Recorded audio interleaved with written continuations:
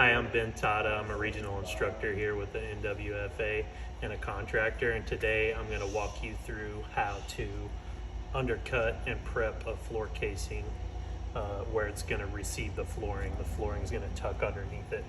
This is a mock-up of a really common door jamb and casing setup that you're going to see in the majority of homes. You've got your casing on either side and then your door jamb here. We're going to be imagining that a door swings right here on this part of the casing, and we're installing flooring over here but not into this room, so it's going to stop and transition at some point. Early on in your preparation process is when you're going to be doing this. You're going to be undercutting the casings in the whole house, and a couple simple ways that you can do it.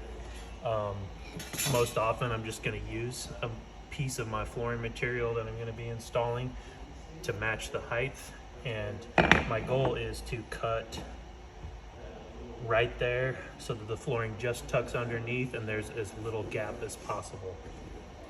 I can do that a couple different ways. This is just a flush cutting pole saw.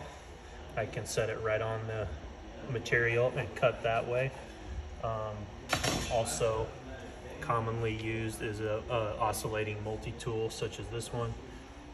You can also use a powered undercut saw. It's a little bit probably quicker and more aggressive, but it also can make a little bit more of a mess. So this is commonly what I would use in the field.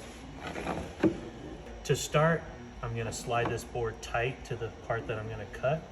I'm going to first run this to where I score it cleanly, okay?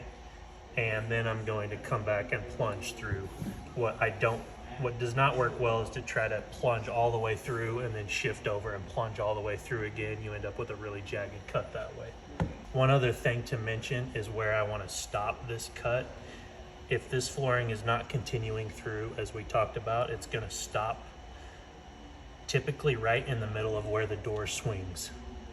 So when I pre-cut these at the beginning of a job, I'm only going to cut up to this point, and I'm going to leave this part uncut.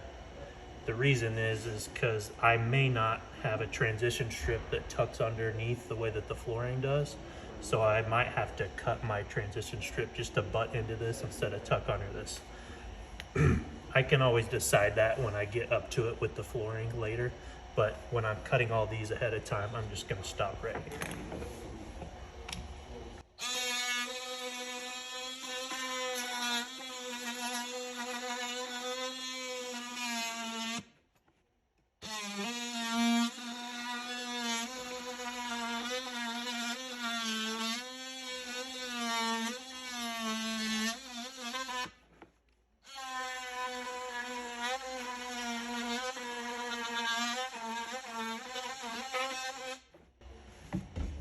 Okay, I've got that all cut.